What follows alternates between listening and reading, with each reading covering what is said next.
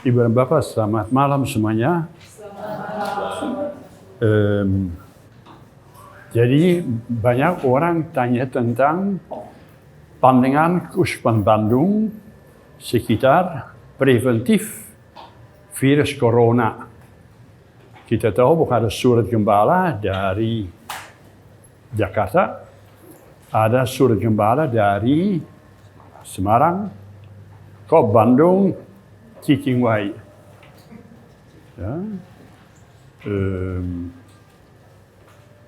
Kami hanya mengharapkan bahwa setiap orang itu bijaksana. Ya. Pertanyaan berbunyi, apakah kita harus mengosongkan tempat air suci di gereja atau tidak? Supaya kita tidak usah masukkan jari di tempat di mana orang sebelum kita juga memasukkan. Jawaban kita adalah terserah. Terserah. Itu namanya tanda sebenarnya tak lain daripada mengingatkan kita akan permandian kita dan mengingatkan kita akan wudu tak pantas, nggak bersih, dosa. Itu dapat dinyatakan dengan pelbagai cara. Tidak harus melalui masukan tangan. Jadi boleh saja, kalau saudara mau daripada merasa berlebih-lebihan itu, biar saya buat tanda salib, mangga baik. Kalau saudara, waduh, jangan-jangan sampai besok saya kena virus itu, ya udah. Ya, daripada tidak bisa tidur, tidak bisa berdoa, jadi kami serahkan kepada kita sendiri. Demikian juga tentang salam damai. Sudah ada banyak cara untuk menyampaikan salam kepada seseorang itu. Kalau saya sekarang ini pergi ke sekolah Jalan Jawa, anak-anak, Heil Hitler. Ya, pokoknya mereka ya tidak. Padahal komunitas sosial begini-gini mereka main sama kita. Ya, jadi kadang-kadang berbunyi berlebih-lebihan, tetapi saudara mau mangga, ya, saudara mau begini, asal jangan keras-keras. Ya. Jadi terserah kebijaksanaan saudara ini. Ya. Kami tidak merasa perlu ada suatu larangan resmi atau suatu anjuran yang harus ditaati. Nah, demikian juga kita tahu bahwa di gereja kita ada beberapa orang yang suka menyambut kemudi pada lidahnya.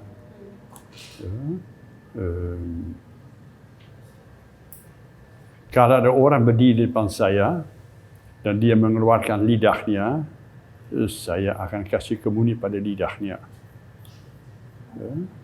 Saya tidak menganjurkan kepada saudara, saya harus ke lidah. Ya, dulu, waktu saya masih kecil, kita semua pada lidah semua. Ya, tangannya di bawah kain ya, pada bangku komuni. Malahan kalau hosti ya, masuk ke dalam mulut kita, nggak boleh dikunjah, nggak boleh. Ya, kalau lengket pada langit di atasnya nggak boleh dilepaskan, nggak boleh.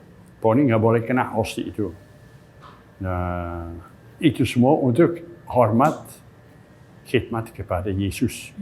Ya. Zamannya banyak berubah. Ya, kita lihat orang yang habis dari nyambut kemudi, dia pergi ke tempatnya, ya, entah tangannya bagaimana. Lagi kunyah hosti. Ya, aku tidak akan mengejar dia, nggak boleh. Ya, silakan saja itu. Ya. Boleh. Ya dulu.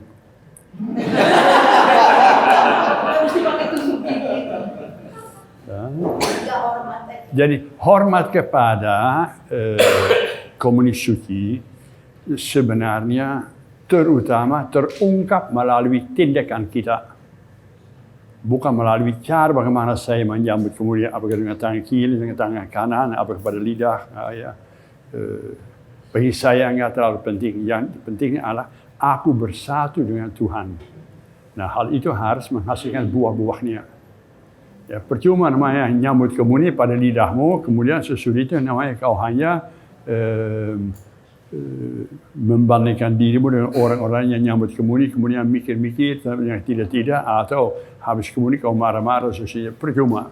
Mending usah pakai lidahnya, mendingan pakai tangan saja, ya cukup. Ya, jadi sampai sekarang ini tidak ada secara resmi dari uskup kita aturan khususnya, maka dikembalikan kepada kebijaksanaan, kejujuran hati kita masing-masing. Ya. Jadi namanya khidmat kepada Allah tidak letaknya terungkap hanya melalui cara lahiriah saja. Ya, banyak terungkap melalui hati kita. Hati kita kotor, ya, itu lebih menghina Yesus daripada menyambut kemudian dan lidah atau tangan dan seterusnya. Ya. Jadi sebagai pengetahuan saja, ya. Jadi silakan saya. Ya.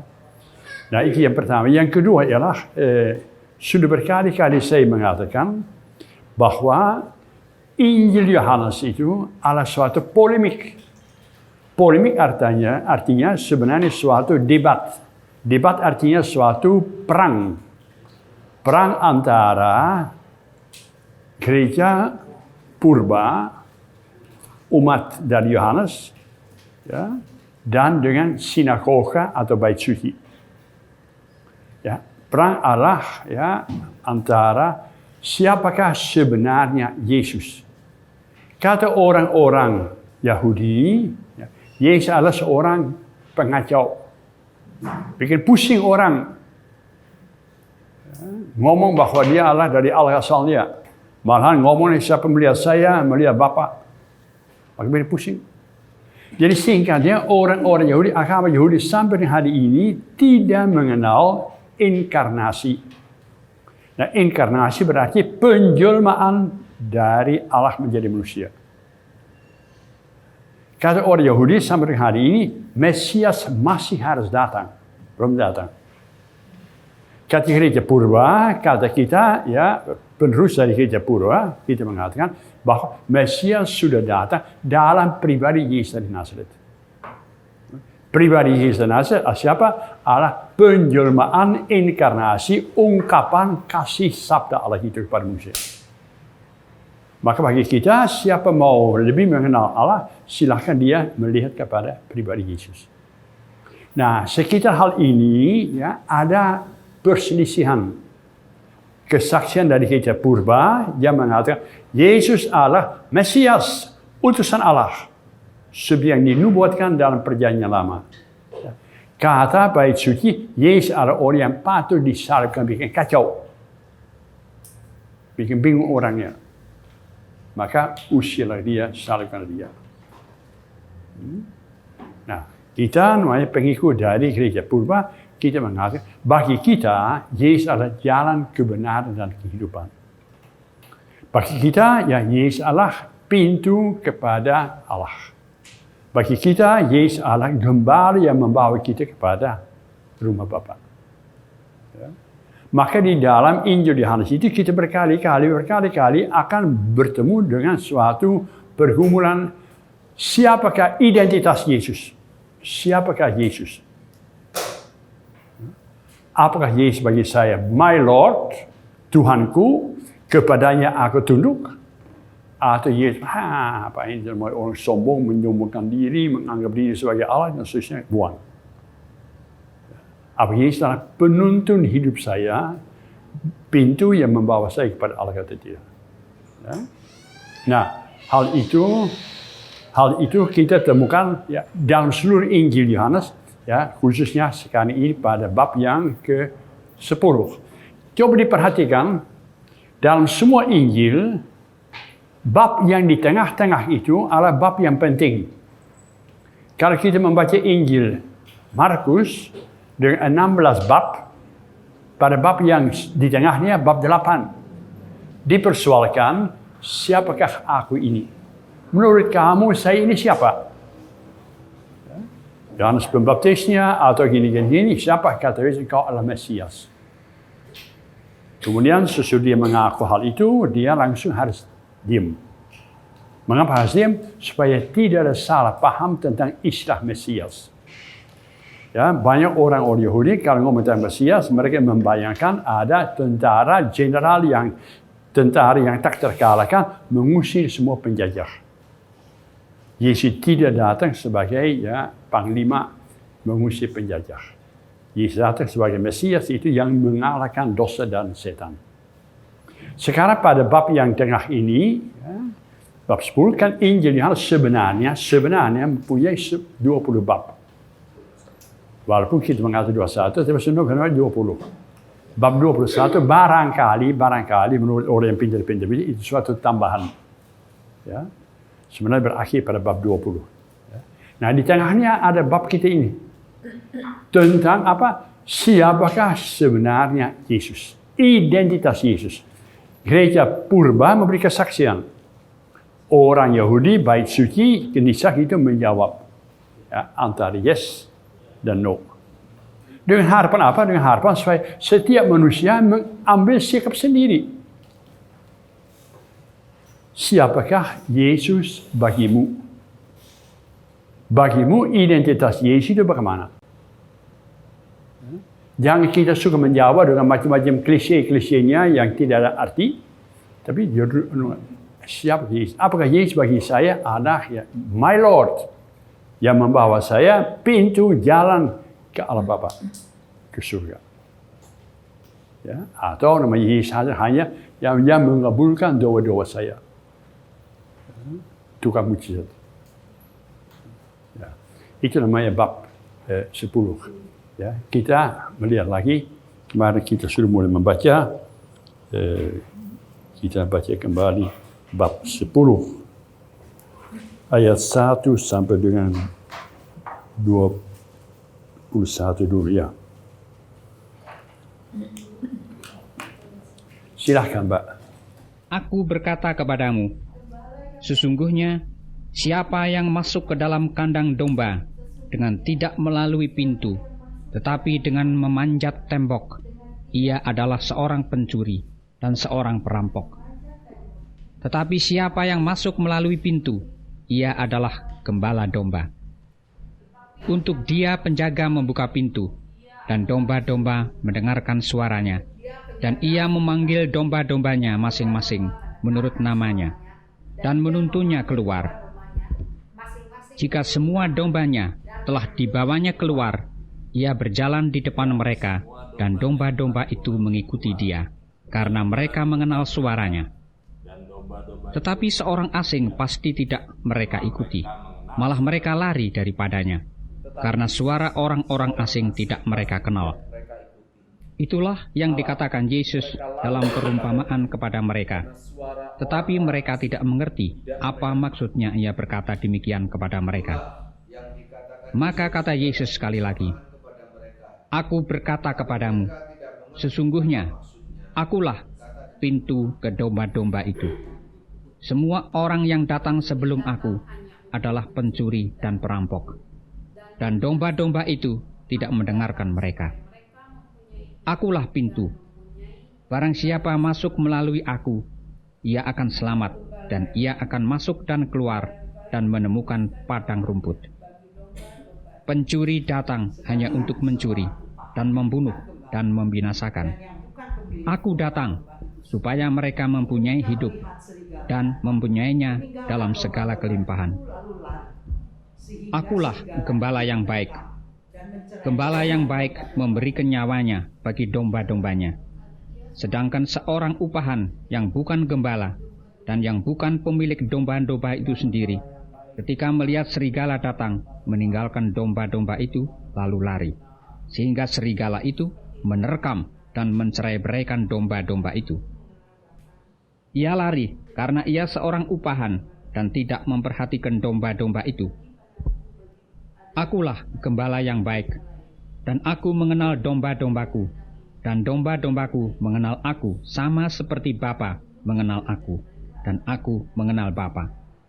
Dan aku memberikan nyawaku bagi domba-dombaku. ada lagi padaku domba-domba lain yang bukan dari kandang ini. Domba-domba itu harus kutuntun juga, dan mereka akan mendengarkan suaraku, dan mereka akan menjadi satu kawanan dengan satu gembala. Bapa mengasihi aku, oleh karena aku memberikan nyawaku untuk menerimanya kembali. Tidak seorang pun mengambilnya daripadaku, melainkan aku memberikannya menurut kehendakku sendiri. Aku berkuasa memberikannya dan berkuasa mengambilnya kembali. Inilah tugas yang kuterima dari Bapakku. Maka timbullah pula pertentangan di antara orang-orang Yahudi karena perkataan itu. Banyak di antara mereka berkata, "Ia kerasukan setan dan gila. Mengapa kamu mendengarkan dia?" Yang lain berkata, "Itu bukan perkataan orang yang kerasukan setan. Dapatkah setan memelekkan mata orang-orang buta?" Ya, terima kasih semuanya. Jadi, barangkali masih ingat, Injil Yohanes itu berbicara tentang ego eimi. Aku adalah. Aku adalah Allah, namanya nama yang dipakai oleh Allah ketika dia memperkenalkan diri kepada Musa di padang gurun. Ya, Musa itu melihat semak berduri yang menyala. Musa pengen tahu itu apa. Kemudian Musa mendekat. Kemudian suara itu dari semak duri mengatakan, "Jangan mendekat. Tempat di mana kamu berdiri adalah kudus." Kemudian terjadi diskusi, "Siapakah engkau?" "Aku adalah aku.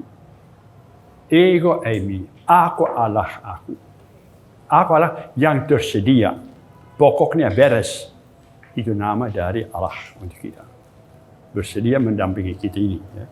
Nah, di sini ada dua kali ego eimi. Yang pertama, aku adalah pintu. Ya. Jadi kandang domba. Ya. Bagian kedua, aku adalah gembala yang baik. Kita mau lihat dulu ya, bicara tentang pintu. Tolong kalau membaca kitab suci, mestinya seperti orang-orang Yahudi, seperti Yesus itu, ya, rada hafal, rada tahu perjanjian lama. Di dalam perjanjian lama kita berkali-kali berjumpa dengan pintu. Nah, kalau kita berbicara tentang pintu yang benar itu, ya, mestinya semua yang ada di dalam perjanjian lama itu tentang pintu ada di dalam kepala kita ini. Di dalam perjanjian lama, ya, kita kemarin sudah lihat ada berapa kali kata, ya, aku adalah pintu. Satu. Musa. Pintu Musa. Pintu kemah Baital. Pintu Musa. Di dalam perjanjian lama ada berapa kali suatu pintu. Kemarin saya kira sudah saya ngomong dikit. Kemah Abraham ceritanya bagaimana? Tentang yang ada orang asing, 3 orang datang. Ya. Abraham menyambut mereka. Ya. Jadi di kemah Abraham ada pintu. Siang hari si Abraham suka duduk di pintu di bawah pohon. Nah, ketika dia keluar dari pintu itu, dia melihat ada 3 orang yang datang kepadanya, menyambutnya, membawa hidup baru kepadanya. Tahun depan kau akan mempunyai seorang anak. Pintu itu penting sebagai membawa perubahan, membawa hidup baru, menjadi hidup berkelimpahan kepada kita manusia. Bagus, itu pintu Abraham. Ada pintu lagi enggak di yang perjanjian lama? Masyarakat Nuh, pintu Nuh, Bahtera, di mana semua binatang-binatang manusia berpasangan itu silakan masuk. Kemudian Allah itu tutup pintu, menyelamatkan mereka. Pintu itu Allah yang untuk menyelamatkan, supaya mereka tidak binasa. Masuk sini. Ingat, kaitan pintu ya ada kaitan dengan ya, menyelamatkan, dan nanti pada saatnya ya, pintu dibuka lagi, terjadi pembebasan, hidup baru. Lagi pintu. Musa. Paskah. Ya, jadi Paskah ya, pada pintu orang-orang Yahudi ya, dikasih darah Sehingga malaikat maut itu mengenal keluarga orang-orang Yahudi yang bisa lewat. Pintu itu menyelamatkan kita dari malapetaka. Pintu yang baik. Ya, menyelamatkan kita dari malapetaka, ya, maka malaikat maut akan lewat pintu itu. Lagi pintu. Pintu bait Allah.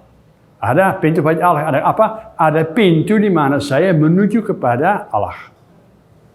Ya, Allah itu tinggal dalam kemah suci atau dalam bait suci atau kenisah atau ya apa disebut. Ya. Nah, pintu itu adalah aku menuju kepada Allah. Mau berjumpa dengan Allah. Maka kemah yang di padang gurun itu yang diangkat, diborok, dibongkar, dipasang lagi dan seterusnya. Di kemah itu adalah Allah yang tinggal. Musa suka masuk kemah itu melalui pintunya, suka ketemu dengan Allah. Umatnya tidak boleh masuk di situ, mereka berkumpul di depannya, rapat, mau mendengarkan suara dari Musa, apa yang disampaikan oleh Tuhan kepada mereka. Terjadi pada pintu, ya, halaman muka dari bait suci atau dari kemah suci. Ya. Ada lagi pintu.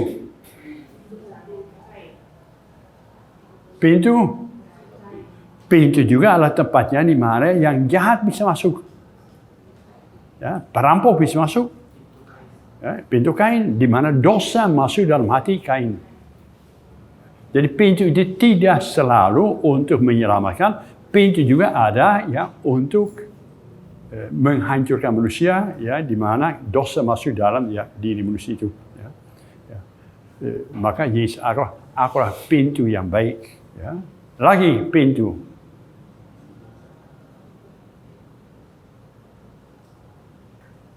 Esther itu kan pas dia ini ditutup pintunya, yang cerita Esther.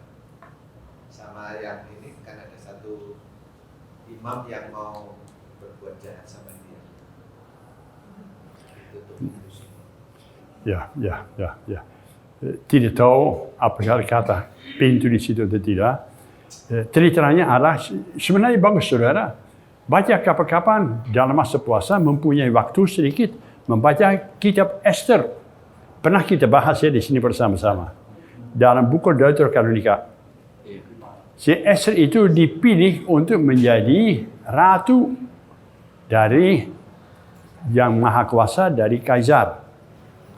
Tapi si Kaisar itu sangat dipengaruhi oleh Hanan. Hanan itu orang jahat, sebel sama orang-orang Yahudi. Mengapa?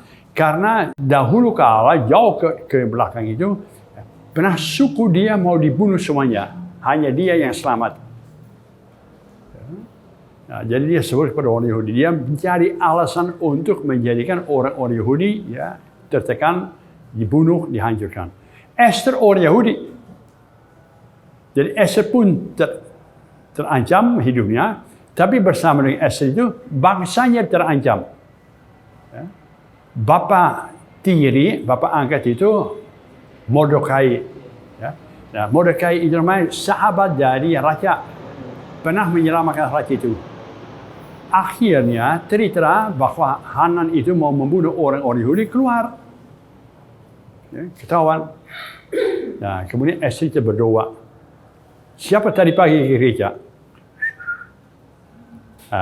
Tadi pagi saudara kita baca tentang buku Esther. Esther itu dalam bahaya, gelisah, dia lari kepada Tuhan, dia berdoa. Dia berdoa ya supaya Tuhan bisa menyelamatkan dia. Kemudian dia beranikan diri membuka pintu yang menuju kepada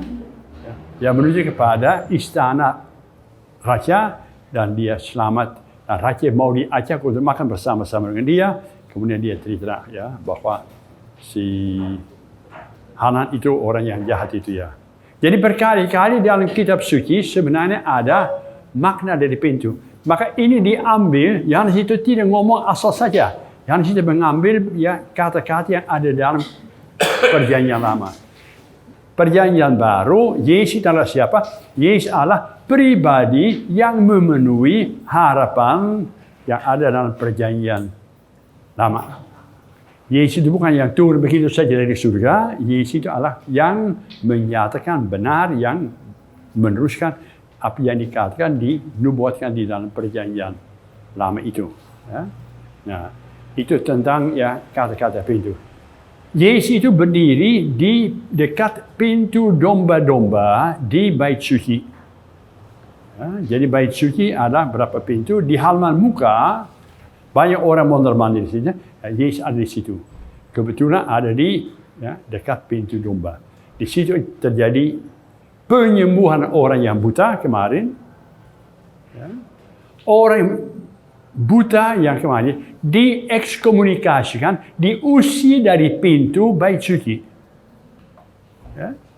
Jadi pintu juga bisa mengusir orang, bisa menutup pintu kedekatan pada Allah kalau orang berdosa. Orang kusta bukan namanya diizinkan datang ke Bait Suci. Mereka namanya orang berdosa, maka kena hukuman dari Allah. Mereka kusta. Dosa Allah apa? Dosa Allah tanda bahwa Allah itu tidak senang sama mereka. Maka mereka diusir dari pintu. Tidak boleh bergaul dengan orang-orang suci. Yesus itu mengatakan, akulah pintu yang benar. Aku membuka pintu untuk orang-orang berdosa, sahabat dari Allah. Aku buka. Everybody, setiap orang itu boleh masuk pintu asal hatinya bersih, pintu kepada Allah itu. Yesus adalah antre kepada Allah. Akulah pintu yang menuju kepada kontak, relasi, hubungan dengan Allah itu. Itu semuanya ini dikatakan oleh gereja purba. Kesaksian tentang Yesus. Kesaksian dari orang-orang Farisi beda sekali. Yesus adalah justru orang yang mengacaukan relasi dengan Allah Bapa. Maka sebaiknya dia dibuang, sebaiknya dia disalibkan. Polemiknya yang antara dua pandangan yang berbeda-beda. Yesus itu bicara masih tetap saudara audiens masih sama. Yesus bicara di halaman muka dari Bait Suci dekat pada pintu domba-domba. Yang hadir di situ adalah orang-orang yang tadi menyaksikan mujizat Yesus menyembuhkan orang-orang buta. Yang hadir di situ adalah orang-orang buta sendiri. Yang hadir di situ adalah orang-orang yang mengekskomunikasikan orang-orang orang yang disembuhkan dari Bait Suci. Mereka tidak datang di sini. Yesus itu melanjutkan pembicaraan kepada mereka yang menyaksikan orang buta disembuhkan. Nah, coba diperhatikan betapa kerasnya ucapan yang diletakkan oleh Yohanes itu dalam mulut Yesus itu. Barang siapa yang masuk ke dalam kandang domba adalah apa? Kandang domba adalah tempat di mana manusia nyaman. Kapan manusia nyaman? Kalau dia ada dalam pelukan tangan Tuhan. Di mana dia dijaga oleh Tuhan sendiri. Di mana dia dimakan oleh Tuhan sendiri. Itu namanya kandang domba yang benar. Jadi mengambil suatu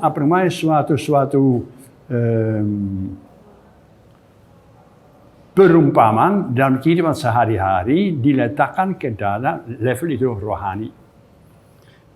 Barang siapa masuk ke dalam kandang domba, tapi tidak melalui pintu, tetapi dengan memanjat tembok, dia adalah seorang pencuri dan seorang perampok.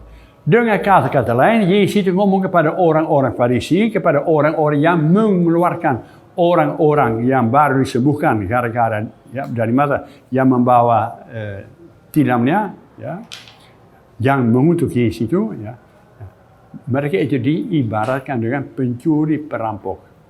Kalian bukan gembala yang baik, kalian bukan pintu yang baiknya, kalian hanya memikirkan dirimu sendiri saja. Jadi kata-kata yang mana tidak sakit hati. Maka jangan heran bahwa orang-orang Yahudi sakit hati terhadap gereja purba. Musuh. Maka gereja purba dikeluarkan dari Bait Suci. Hubungannya antara sinagoga, Bait Suci, agama Yahudi dengan gereja purba pada tahun 80 diputuskan pada sinode di Yamnia. Orang-orang Kristen, orang-orang pengikut Yesus itu adalah bisul yang mengganggu kekompakan agama Yahudi. Dengan memanjat tembok, dia adalah seorang pencuri, seorang perampok.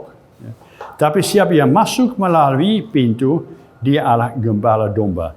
Jadi orang yang datang kepada umatnya dengan membuka pintu, mengetuk pintu, dan suara dia dikenal, itu orang itu adalah yang gembala yang benar. Jadi pintu itu apa? Pintu Allah pertama-tama melindungi yang ada di dalamnya.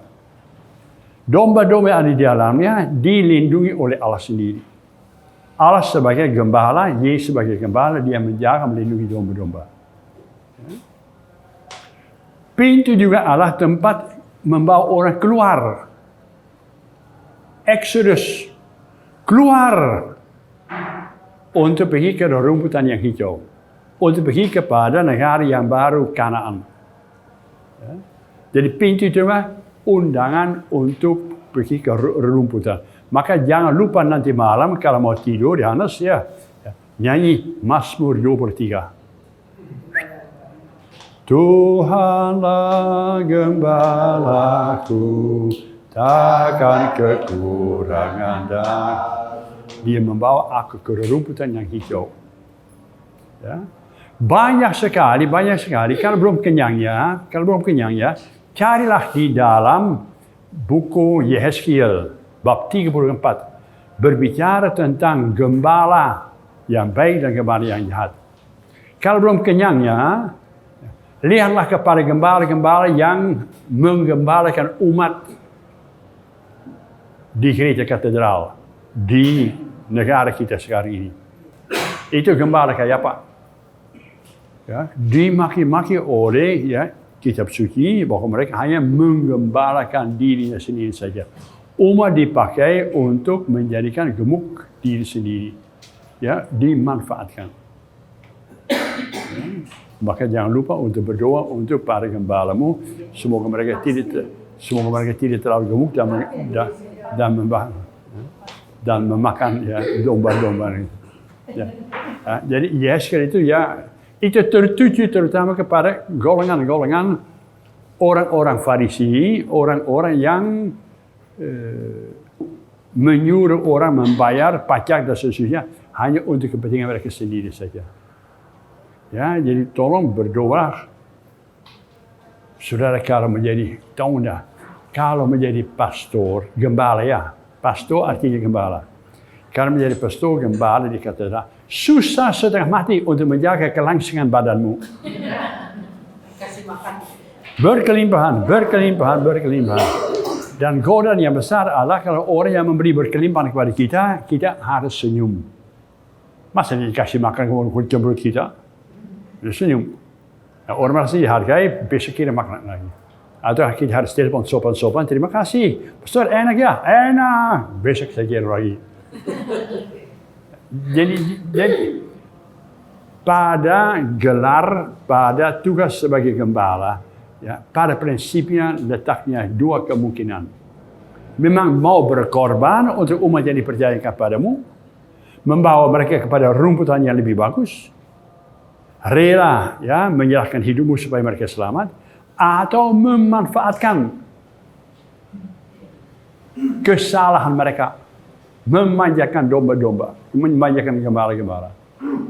Ya, maka harus ya pandai-pandai mencari jalan yang tepat ya, di mana kiranya gembala harus berada. Ya. Pada setiap jabatan, pada setiap gelar ada bahaya untuk menyalahgunakan tempat ini. Orang-orang Farisi adalah gembala, mengembalakan umat menurut apa yang mereka hayati, apa yang ada dalam Torah dan seterusnya. Tapi mereka lebih mengutamakan pandangan mereka sendiri daripada cinta dari Tuhan. Mereka lebih lengket kepada aturan-aturan mereka, kepada hukum-hukum mereka dan seterusnya. Pintar-pintar menyalahkan orang, tapi tidak merangkul orang-orang yang berdosa. Ya. Gembala adalah dia yang memberi hidup berkelimpahan kepada umatnya. Maka jangan heran, uskup yang baru ditabiskan, dia harus mencari suatu semboyan. Seringkali uskup yang dia ambil semboyan ini, memberikan hidup berkelimpahan. Memberi hidup berkelimpahan. Tugas dari gembala adalah memberi hidup berkelimpahan, ya, membawa domba-dombanya ke rumput yang hijau. Ya.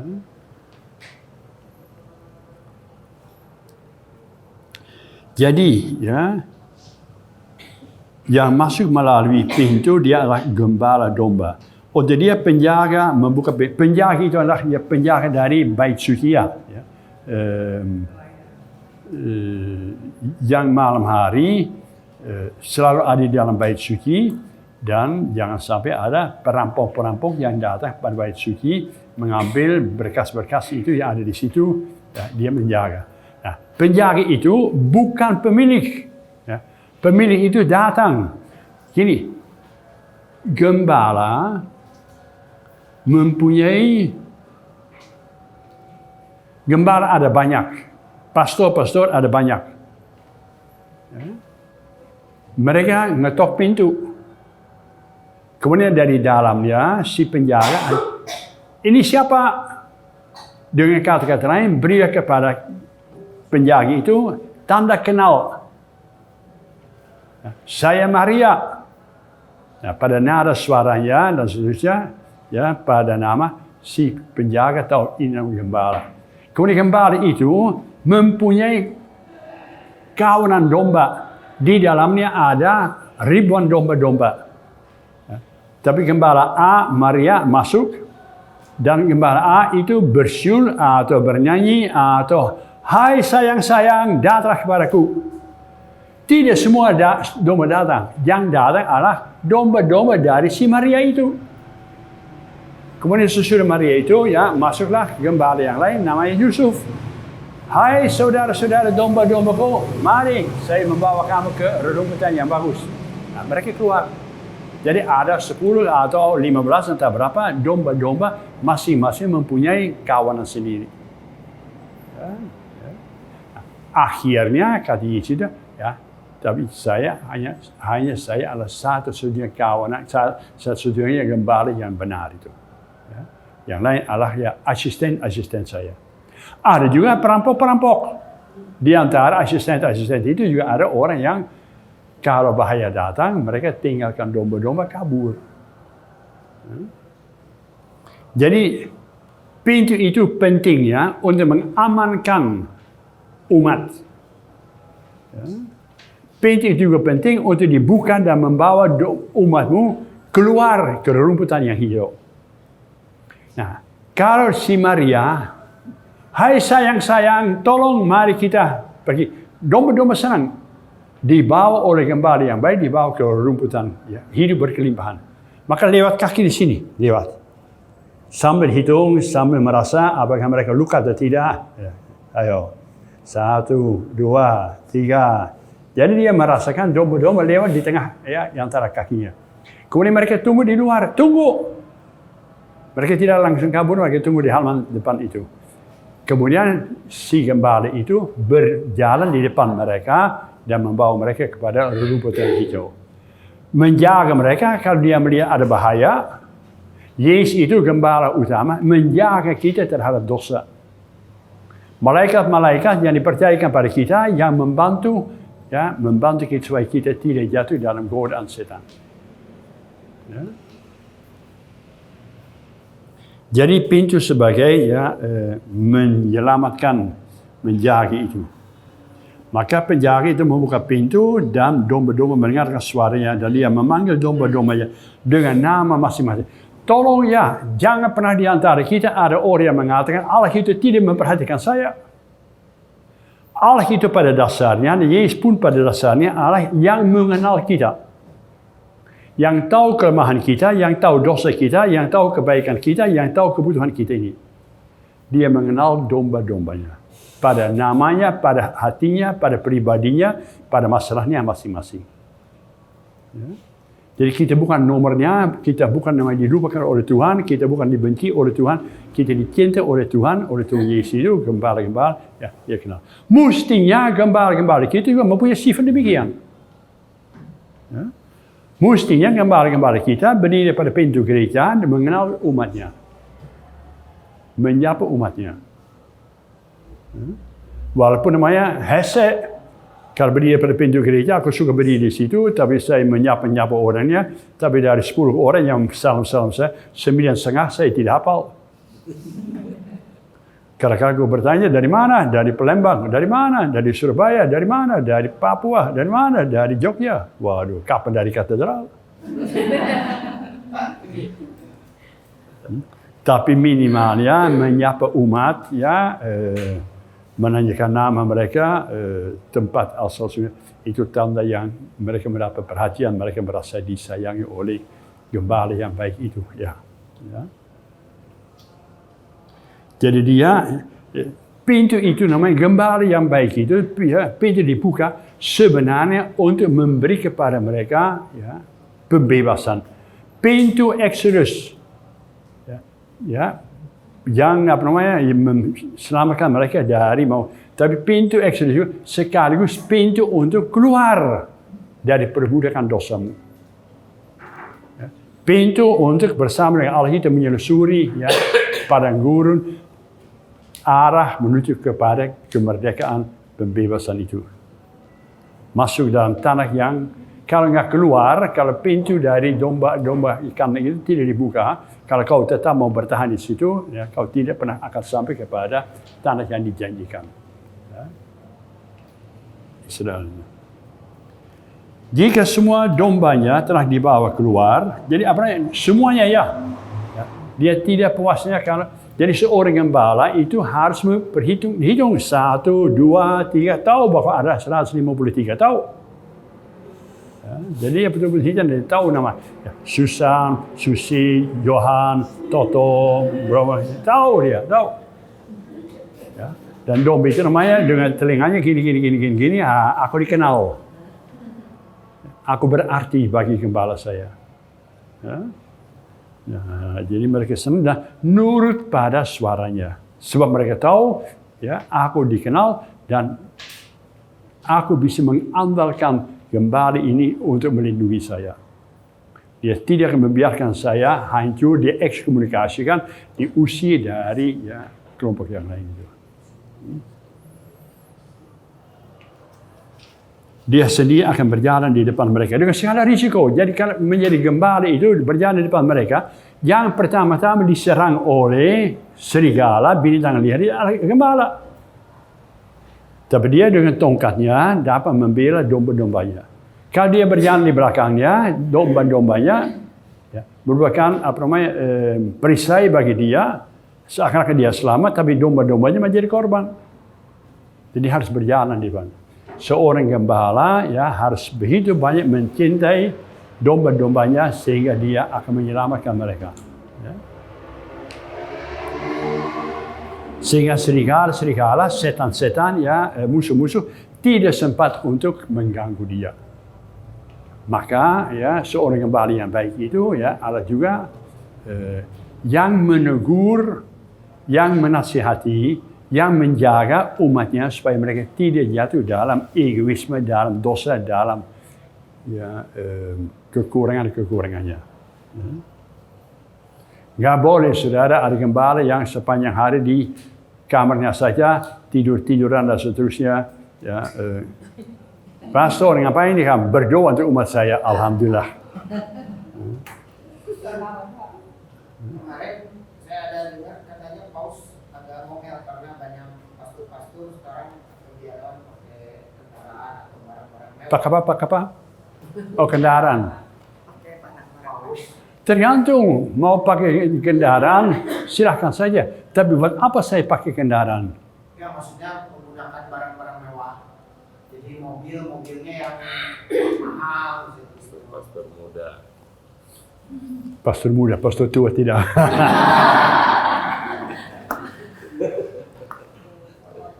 Jadi apakah karena kan situasi zaman sekarang masih beda. Yang diperlukan untuk melayani, silakan saja. Yang dipakai hanya untuk menggemukkan diri sendiri, jangan. Maka tugas kita adalah apa?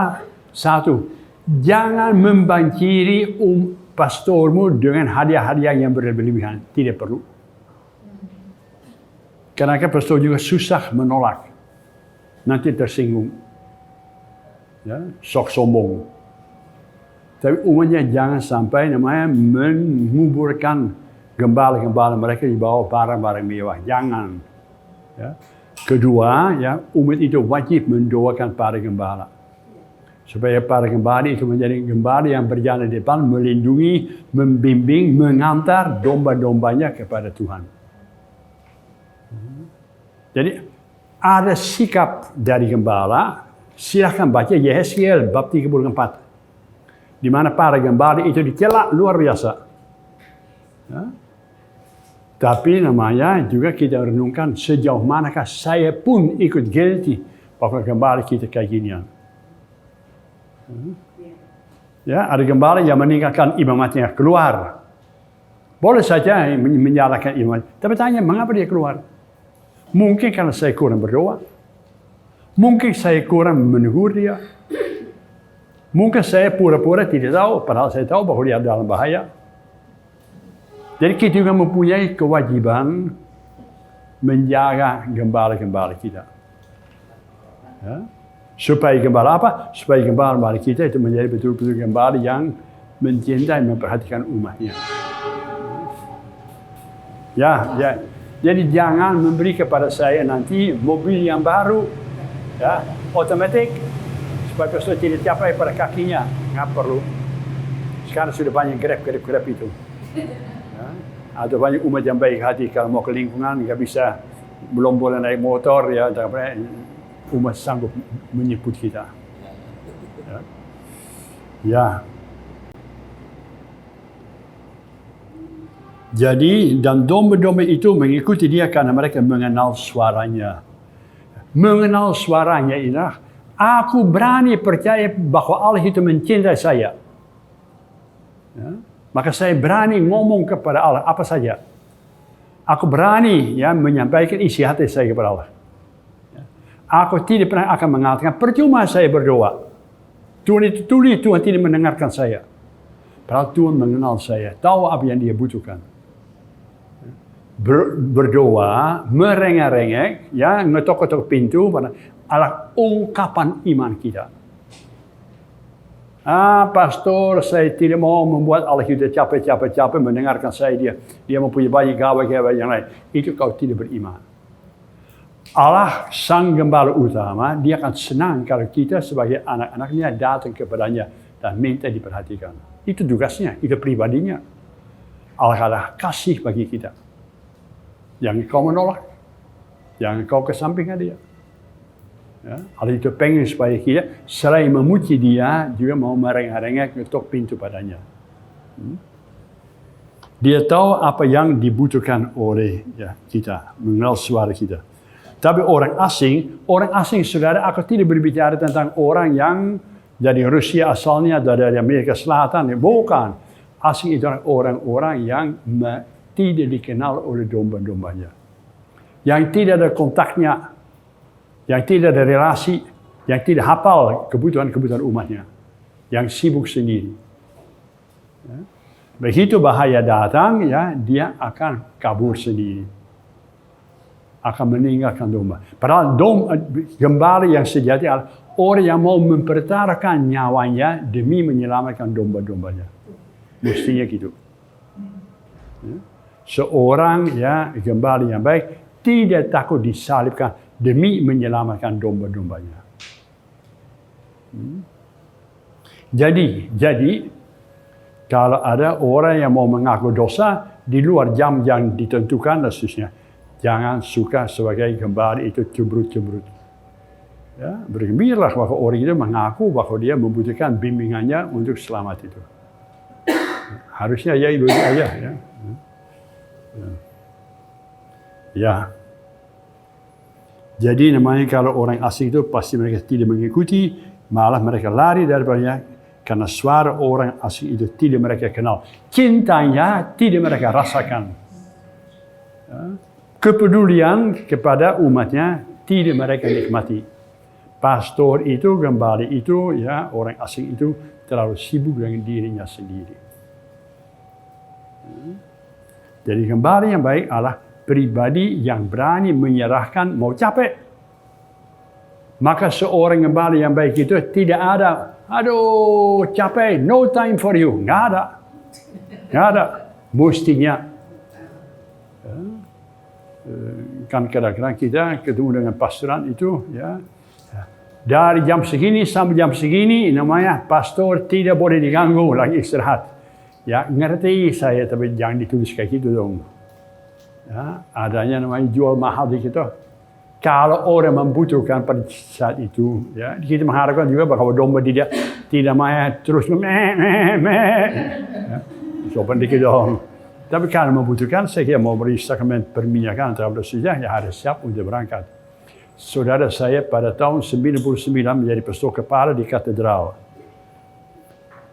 Kemudian saya tanya kepada Pastor Bogarts yang sebelum saya, ya, kan kalau pastor di katedral suka dipanggil, ya, untuk memberi sakramen perminyakan kepada umat yang sakit di rumah sakit Borromeus, ada di mana saja. Itu namanya kalau menjadi pastor kepala di katedral suka dipanggil malam hari, jarang kata dia. Jarang kata pastor boy, jangan khawatir. Sial, minggu pertama saudara, aku 3 kali jam 2 malam aku dipanggil. Waduh, ngapain ini?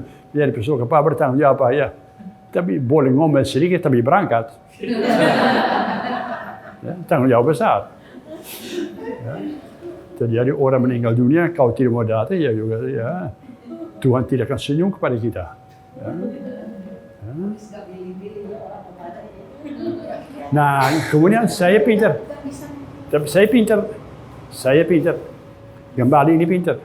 Suster, tolong kalau orang itu dalam sakrat maut bahaya, jangan tunggu sampai jam 2 malam. Ya. Hampir mati. Tolong sore hari, siang hari, kalau keadaan brengsek seperti itu, sakramen perminyakan bukan untuk orang yang besok yang sebentar lagi mati. Tidak. Sakramen pengurapan orang sakit. Bukan sakramen bagi orang yang hampir di ambang pintu. Maka kalau kita memberi sakramen perminyakan kepada seseorang, kita akan berdoa. Semoga dia sembuh. Bukan semoga dia ya mati. Semoga dia sembuh. Ya, berdoa untuk orang-orang yang keadaannya cukup serius, kita berdoa supaya dia. Ya.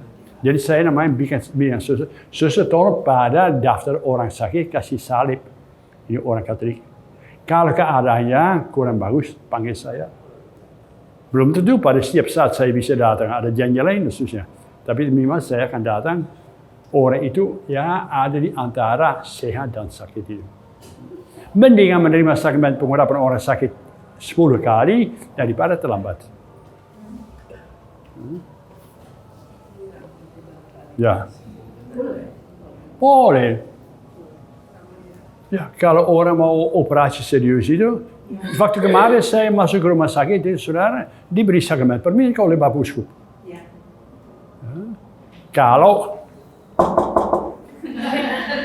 Kalau besok saya sakit lagi dan susah seriusnya, saya kira, ya. Terima. Waktu stroke minta. Ya, misalnya. Orang operasi pokoknya yang musuh tunggu sama stroke serius sakit. Dan asal namanya dihayati. Saya mengundang Tuhan untuk menjadi viatikum. Viatikum berarti menjadi makanan kehidupan. Kekuatan dalam sengsara saya. Sehingga saya never alone. Ada Tuhan yang mendampingi saya. Keren ya. Namanya ngomong lebih gampang dari prakteknya. Itulah yang dikatakan Yesus dalam perumpamaan kepada mereka. Nah, kita tahu bahwa Yesus itu seringkali berbicara dalam perumpamaan. Perumpamaan ini mengundang orang untuk menangkap. Tapi kalau budek, ya, kalau keras hati, perumpamaan mana pun juga tidak akan sampai kepada hatimu. Jadi Yesus itu tidak pernah memaksakan orang. Suka menyampaikan sesuatu dalam perumpamaan supaya apa? Supaya kita masuk dalam perumpamaan, ya, merasa tersinggung, disindir. Dia bermaksudnya saya. Ya. kita semua kenal perumpamaan yang sangat dikenal di dalam Injil Lukas itu, seorang bapa mempunyai 2 anak. Ya. Yang bungsu namanya menjual segala-galanya miliknya dan ia berpesta foya-foya, ya, akhirnya makan dengan babi-babi, tapi kemudian menyesal kembali kepada bapa. Yang sulung itu namanya dia marah-marah. Bapa ini tidak adil, saya selalu melayani bapa, belum pernah saya mendapat 1 domba pun untuk dipotong makan dengan saudara-saudara saya. Ya, dia marah sama bapaknya. Pertanyaan kita berbunyi, ada 3 pelaku. Ada bapa yang perlu belas kasihan, ada anak bungsu yang kurang ajar tapi akhirnya bertobat, ada anak sulung yang sakit hati. Saya ini siapa? Itu tujuan perumpamaan. Masuk ke dalam suatu perumpamaan. Han, namanya siapa?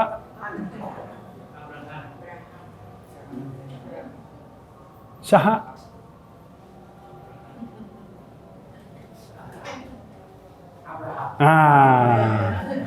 Membaca cerita tentang Abraham. Bertanya, saya ini siapa? Apakah saya seperti Abraham itu rela berangkat, meninggalkan cara hidup saya yang lama, menuju kepada jalan yang Tuhan kehendaki dari saya. Untuk apa? Untuk menjadi berkat bagi sesama manusia. Abraham.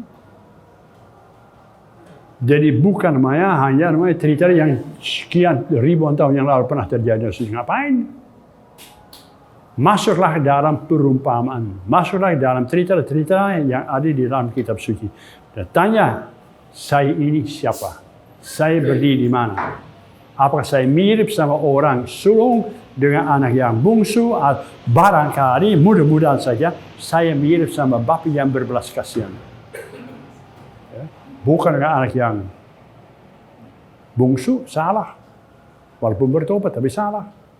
Bukan anak itu yang tersinggung, salah, marah sama apa, nggak boleh. Tapi janganlah minta supaya menjadi seperti bapa yang berbelas kasih. Merangkul yang berdosa, mencari orang yang tersesat.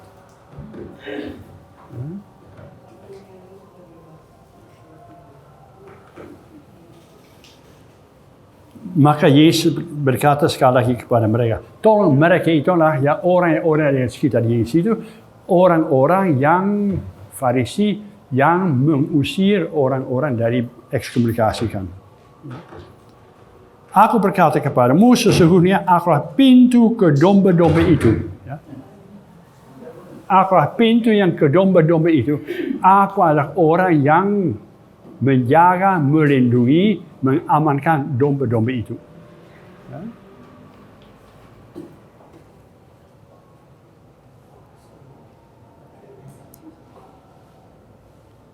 Semua orang yang datang sebelum aku adalah pencuri dan perampok. Ya. Siapa yang datang sebelum Yesus itu? Yang datang sebelum Yesus adalah institusi agama Yahudi. Institusi agama Yahudi, kalau kita membaca, ya, sesudah masa pembuangan itu, ada orang-orang yang hidup dari menekan, ya, memberi aturan, memberi beban kepada domba-dombanya. Dan akhirnya mereka mengusir orang dari sinagoga. Itu bukan domba yang baik. Domba yang baik itu terdiri dari belas kasihan. Jadi banyak domba-domba dan banyak gembala-gembala itu adalah perampok. Domba-domba tidak mendengarkan mereka. Maka jangan heran-heran saudara. Ada saja orang yang tidak mau datang ke gereja. Mengapa? Karena mereka merasa tidak pernah disapa, dihiraukan, diperhatikan oleh sang gembala. Ada orang muda yang tidak mau menjadi gembala. Mengapa tidak? Karena dia merasa bahwa gembala-gembala itu yang dia kenal itu tidak memberi contoh yang bagus kepada dia. Atau gembala yang sombong. Ya. Jadi kalau dipanggil untuk menjadi suster, untuk menjadi gembala, untuk menjadi bruder, ada tanggung jawab. Ya. Mengapa saya menjadi gembala? Karena saya merasa dipanggil menjadi a man of God. Atas nama Allah itu menggembalakan umat-umat saya. Ciri khas seorang gembala, seorang pastor itu apa sebenarnya? Bukan bahwa dia berjalan dengan kolar, bukan. Cuek. Tapi apakah ya melalui orang itu, banyak orang itu sampai kepada Allah atau tidak? Ya, mesti begitu. Semua orang yang datang sebelum aku adalah pencuri perampok. Dan domba-domba itu tidak mendengarkan mereka. Karena omongan mereka tidak menarik. Ya. Saudara tahu itu Bapak Paus. Dia bilang apa? Hendaknya seorang gembala bau domba-dombanya. Bukan baunya parfum, bukan. Bukan bau wangi-wangian, bukan.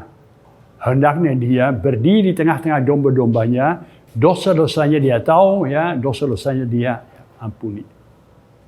Sibuk dengan gembala-gembalanya, mestinya.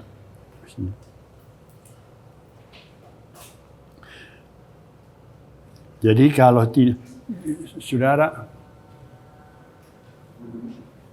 ada seorang imam, pintar berkhotbah, pintar, orang betul-betul kagum. Tapi tidak ada seorang pun yang tersentuh hatinya.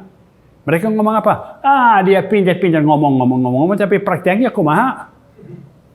Nggak jalan. Mendengar khotbahnya sangat sederhana, tapi prakteknya bahwa siapa namanya? Pastor Ars.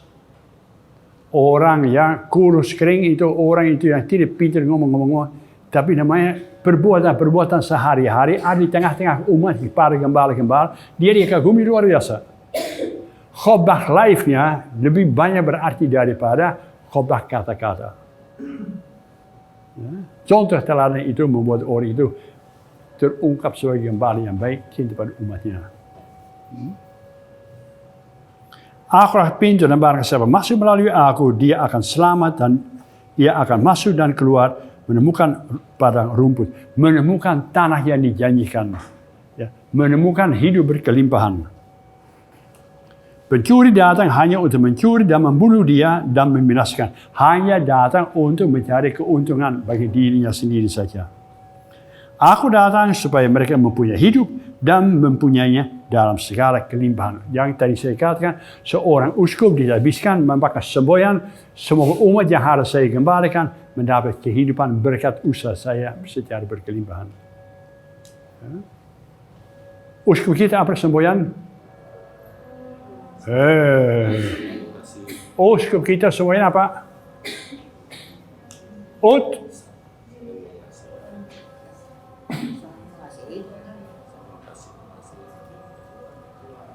Dilihitis in vicem.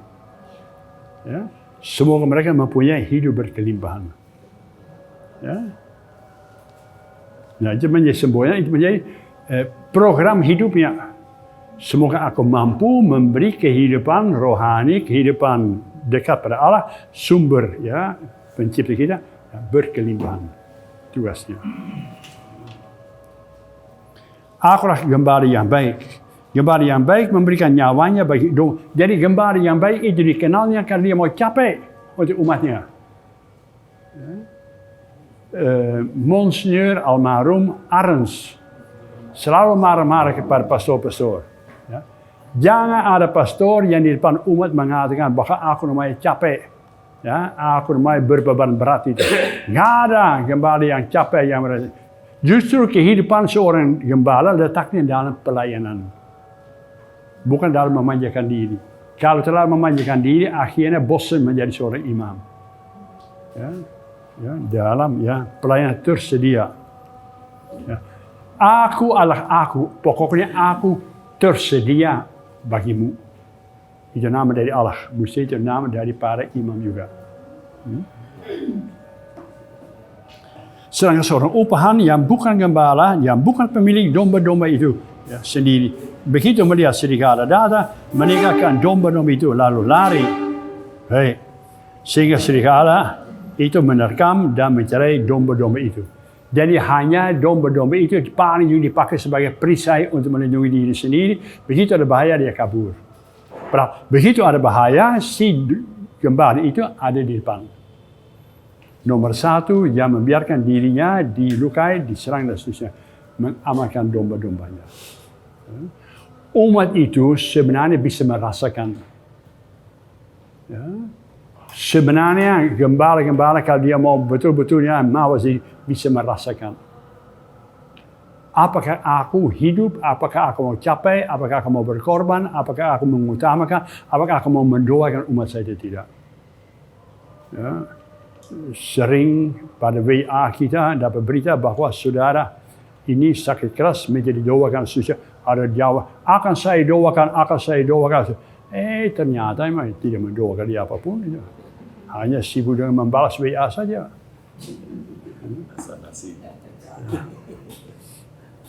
Nah, jadi apa? Gembala yang baik adalah pribadi yang jujur dalam tutur kata. Ya. Jangan asbun, jangan namanya janji-janji muluk-muluk. Ya. Harus namanya jujur melaksanakan tugasnya. Maka tidak mungkin menjadi gembala yang baik kalau tidak dirahmati oleh Allah. Tidak mungkin menjadi gembala yang baik kalau panggilan itu bukan dari Allah asalnya. Ya. Berat. Tapi kalau Allah beserta kita tidak berat. Menjadi mami untuk sekian banyak anak itu, kalau Allah itu memberikan pada kita, itu rahmat, bukan tugas berat itu. Mami saya membesarkan 8 anak. Nggak pernah keluh. Sekarang namanya Tante Susan itu hanya punya 1 anak itu. Aduh, pastor menyesal punya. Kenapa? Capek. Itu kita menjadi mami. Dalam melayani ya anak-anak, dalam melayani umatmu, justru kita menemukan kebahagiaan.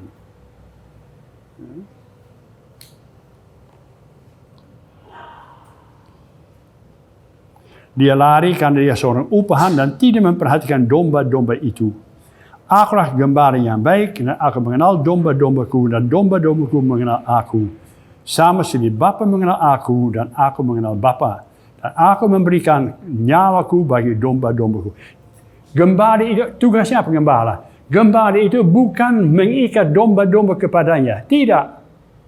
Gembala itu bertugasnya untuk apa? Mengantar domba kepada Allah. Bawa ke padang gurun untuk apa? Supaya mereka punya kekuatan untuk sampai kepada tujuannya. Tujuannya arah kepada Allah. Kepada surga. Kepada gembala utama. Ya. Jadi kita semua yang menjadi, ya mami menjadi gembala untuk anak-anak, ya ini menjadi gembala untuk anak sekolah dan seterusnya. Semuanya apa? Untuk membawa dia lebih dekat pada Allah. Menjadi manusia seperti Allah kehendaki sejak semula. Ya. Jadi saya tidak mengembalakan anak-anak supaya menjadi orang yang pintar matematika, tapi supaya mereka menjadi manusia berbudi pekerti, bersifat seperti Allah kehendaki. Ya. Sosial, bercinta pada alam, semestanya sesama manusia dan seterusnya. Maka ya ramai berbicara tentang pendidikan. Nomor 1, tugas utama dari suatu sekolah adalah tak lain daripada membuat anak itu berpribadi yang bagus. Bukan yang pintar ngomong bahasa Inggris, bukan yang pintar ngomong yang ni hao man dan seterusnya. Mangga baik. Ya. Tapi namanya menjadi pribadi yang besok mempunyai makna dan arti di tengah-tengah masyarakat. Yang mau melayani, yang mau berkorban, yang mau menghargai, mau mengampuni, mau mencintai. Ya. Jadi itulah tugas dari para gembala, dari kita semua mendapat tugas untuk memperhatikan orang lain itu. Nah, masih Yohanes berbicara Yohanes ini mengatakan, gereja purba mengatakan bahwa Yesus mempunyai domba-domba yang lain yang bukan dari kandang ini. Bukan pertama-tama dimaksud adalah semoga mereka persatuan umat Kristiani.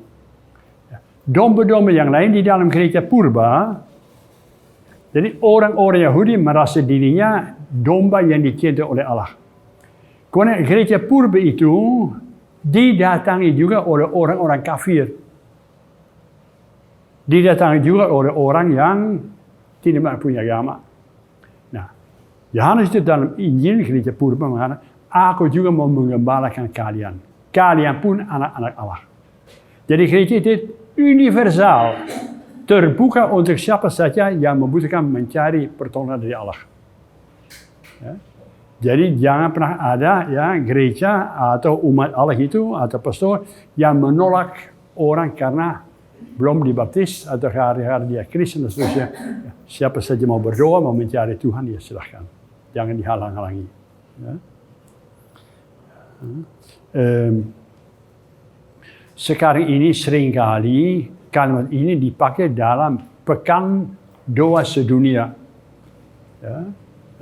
Aku masih mempunyai domba-domba yang lain yang bukan dari kandang saya ini. Baunya sedikit sombong, seakan-akan kita adalah mempunyai kandang satu-satunya yang benar. Sekarang ini lebih baik kita membiarkan orang Kristen menjadi tetap orang Kristen, ya, jangan diajak untuk bertobat dan seterusnya. Berdoa saja supaya dia menjadi orang Kristen yang baik-baik. Dia mempunyai kekayaan, mempunyai keunikan sendiri. Saya mempunyai kekayaan, keunikan sendiri. Kita bisa ngintip satu sama lain. Kita bisa belajar sesuatu dari sama lain. Tanpa dia harus menjadi persis sama seperti saya. Ya. Sekarang ini saya baru baca, dan rupanya akan diterbitkan, itu lahir di Jerman, di mana bertahun-tahun namanya sekelompok teolog Kristen dan sekelompok teolog Katolik itu berdiskusi bersama-sama. Sejauh manakah orang Kristen dan orang Katolik bisa merayakan Ekaristi bersama-sama? Ya. Jadi mereka saya kira sudah ada jauh dan hasil mereka mau mereka bahwa kita berbeda daripada orang Kristen nggak apa-apa. Yang satu mau tanda salib ini gini. Ini salah, kalau dia salah siapa? Ya. Kalau kamu gini, kamu salah. Tidak, kamu yang salah. Jadi yang pentingnya orang memberi hormat kepada Allah Tritunggal yang Maha Esa. Maunya Bapa dan Putra, Roh Kudus. Amin. Atau Bapa, Putra, Roh Kudus. Maunya mencelup tanganmu ke dalam air suci, ya mohon ampun. Ya, tanpa hal itu juga bisa. Ya, yang penting hati manusia. Jadi jangan suka menyalahkan orang-orang lain yang mempunyai kebiasaan yang berbeda daripada kita. Ya, mendingan kita menghargai mereka dan kita lihat, saya bisa menghargai kamu apa yang bagus. Dulu orang-orang Katolik itu tidak suka membaca kitab suci. Mungkin sampai sekarang ini masih banyak orang yang kutanya, tolong saudara carilah buku Esther di dalam kitab suci. Waduh, kadang-kadang saya harus tunggu setengah jam sebelum dia akhirnya ketemu. Nggak tahu Esther ada di mana. Padahal dia mencari Esther di sini. Di perjanjian baru. Umat Katolik itu boleh dikatakan tidak terlalu ahli dalam membaca kitab suci. Ya, maka bertobatlah saudara. Sabda Tuhan itu penting. Ya. Tidak seorang pun mengambilnya daripadaku, melainkan aku memberikannya menurut kehendakku sendiri. Ya. Jadi namanya cinta dari Allah itu. Ya. Yesus itu menurut.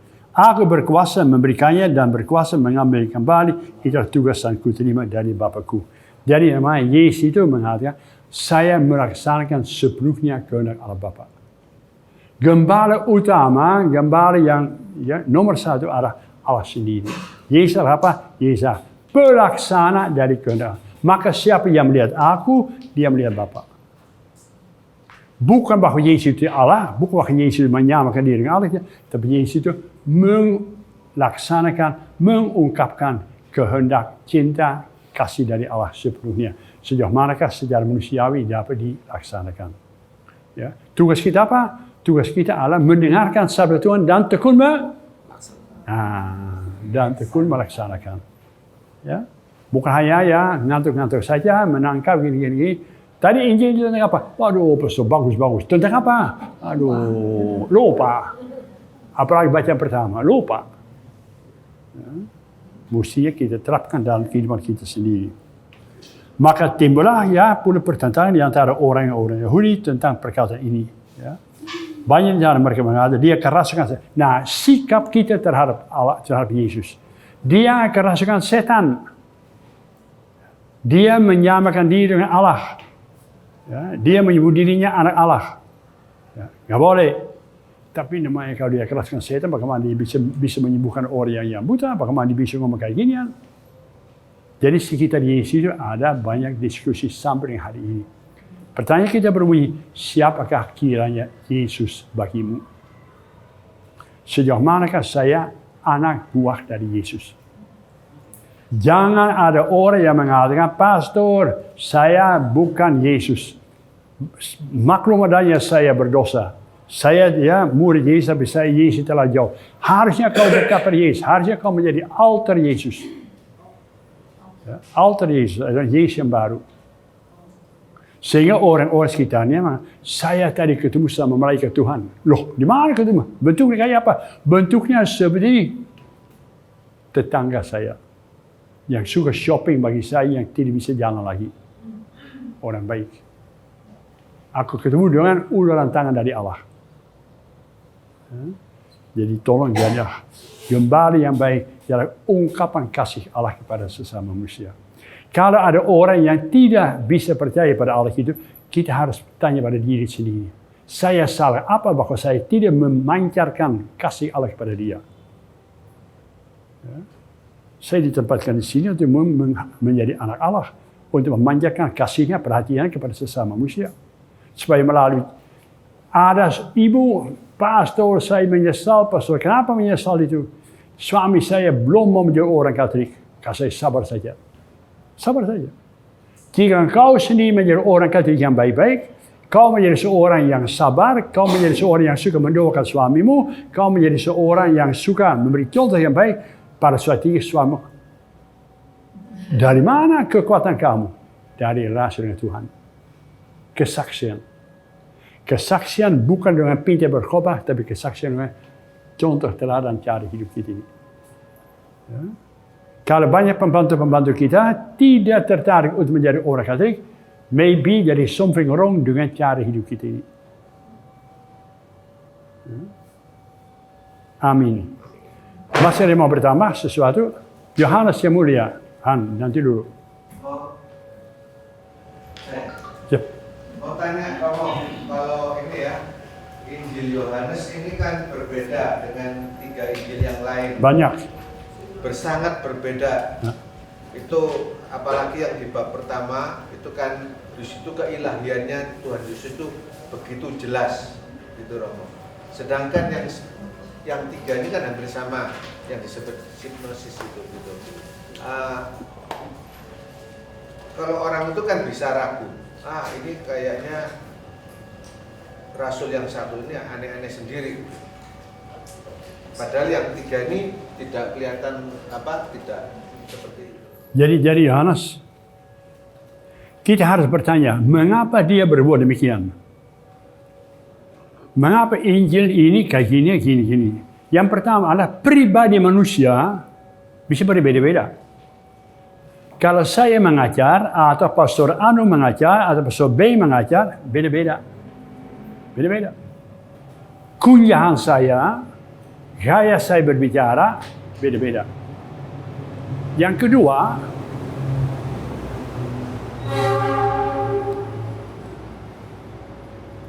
Yohanes itu berbicara pada siapa?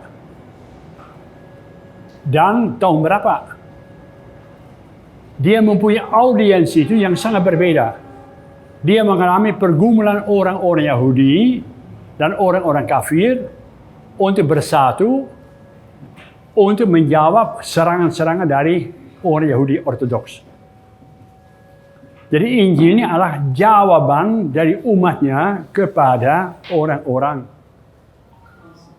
Yahudi Ortodoks. Sedangkan misalnya Matius itu menulis Injilnya kepada orang-orang mantan Yahudi. Maka dia mau menyampaikan kepada orang Yahudi, mantan Yahudi, Yesus adalah Musa yang baru. Ia mau dikatakan.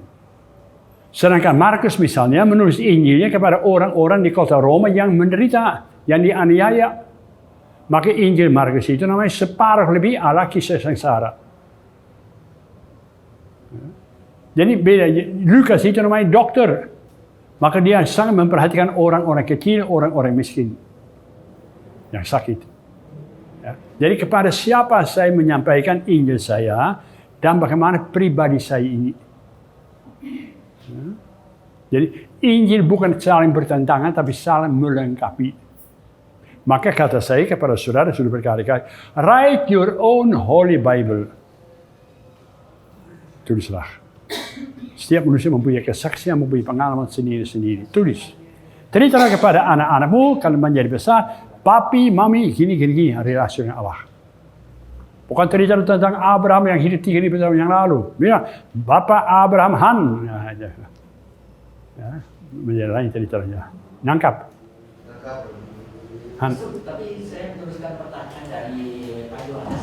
Yang tadi Pastor katakan, yang pernah saya tanyakan ke Pastor mengenai Injil sinopsis dengan Injil Yohanes itu kok bisa bertentangan sekali mengenai peristiwa Yesus berjalan di atas air dan Yesus meredakan angin. Itu kok ada bertolak belakang sekali, Pastor. Misi dan visi. Kalau dalam Injil Yohanes bab 6 ya. Injil Yohanes bab 6 itu Yesus berjalan di atas air. Ya. Pertanyaan kita berbunyi, mengapa sang pengarang ini menulis hal ini? Mengapa? Yang mau dikatakan apa? Yang mau dikatakan adalah kalau orang berpegang tangan pada Allah itu, setan Leviathan manapun juga tidak bisa menghancurkan dia. Kalau orang hanya mengandalkan kekuatan sendiri saja, biar mereka 12 orang, biar mereka dalam perahunya, mereka akan kandas. Itu pesannya. Jadi saya tidak bertanya, Pastor, apa itu betul-betul tidak? Nggak tahu, belum lahir saya. Bukan saya pertanyaan visinya, Pastor. Visinya kalau di Injil Yohanes itu saya lihat, Pastor, itu menguatkan dari sabda Yesus sendiri bahwa kalau ada sebiji sesalis daripada kamu, engkau dapat memindahkan gunung itu dari tempat ini. Tapi kalau kita baca dari Injil sinopsis, malah bukan engkau, aku akan memindahkan justru. Sebab Yesus yang bertindak sendiri di situ. Kan kalau Yohanes dalam Injil Yohanes kan Yesus hanya memberikan support kepada murid-muridnya untuk sampai ke dalam. Sedangkan pada Injil sinopsis, Yesus naik ke perahu itu, dia meredahkan angin topan itu. Padahal itu kepada Injil Yohanes kan murid-murid itu sendiri mengatasi angin topan itu dengan support dari Yesus. Jadi mungkin salah jawab saya, nggak tahu ya, apakah saya bisa nangkap atau tidak. Dalam kedua Injil ini, dalam sinopsis dan Yohanes itu, sebenarnya sama Allah mau menyampaikan apa? Bahwa bersama dengan Yesus, bersama dengan Allah, kita akan sampai kepada tujuannya. Dan kita tidak akan menjadi korban dari keganasan Leviathan. Kalau saya memandangnya dari sabda Yesus mengenai iman, Yesus kan bilang dengan iman sebiji sesaji pun kamu dapat memindahkan gunung. Tapi tolong ya, jangan dicampur-campurkan ya. Perikop yang satu jangan begitu dicampurkan dengan perikop yang berikutnya. Pada perikop yang berikutnya kita juga tanya lagi, maksudnya apa? Yesus mau mengatakan dalam perikop tentang memindahkan pohon kalau orang mempunyai iman yang betul-betul, segala-galanya mungkin baginya. Berjalan di atas ya, laut yang ngamuk bisa, ya, memindahkan ya bisa. Ya. Jadi soalnya ya yang mau dikatakan adalah bahwa orang itu yang mempunyai iman yang teguh itu dia bisa mengalahkan ya, macam-macam godaan yang ada di sekitar hidupnya. Cuma saya kira dalam ini Injil sinopsis itu kenapa Yesus kan turun tangan sendiri untuk meredakan ombak laut itu sehingga mereka bisa sampai. Bukan itu. Pada Injil Yohanes kan disebutkan Yesus sudah masuk ke dalam perahu tapi dia di luar saja. Mereka segera sampai kepada lantai. Bukan itu tujuan dari ceritanya. Dia mempunyai maksudnya berbeda. Yesus masuk dalam perahu atau tidur pada buritan dan seterusnya, hadir di situ, dia bisa mengatasi itu. Sekarang Yesus itu berjalan, ya, jadi ini bersama dengan Yesus kita akan selamat. Ya, pesannya. Di sini pada cerita di Yohanes itu, kalau orang berpegang pada bimbingan Allah itu, dia akan selamat. Murid-muridnya akhirnya bisa selamat sampai apa? Karena mereka lihat Yesus. Entah mengundang Yesus masuk dalam perahu atau tidak, nggak ditentukan. Kalau Yesus bisa, Yesus melindungi kita juga bisa sampai. Ya. Jadi setiap cerita sebenarnya mempunyai suatu pesan tersendiri. Maka kalau kita membaca Injil, kita tidak bertanya, pastor mengapa di situ Yesus masuk dalam perahu, di situ tidak, nggak tahu dia masuk dalam perahu atau tidak. Ya. Bagi saya, yang mau diceritakan dalam perumpamaan ini sebenarnya apa? Berjalan bersama dengan Yesus kita akan selamat. Percaya pada Allah itu, ya, laut pun tidak berkuasa atas kita. Ya. Nangkap, dikit ya.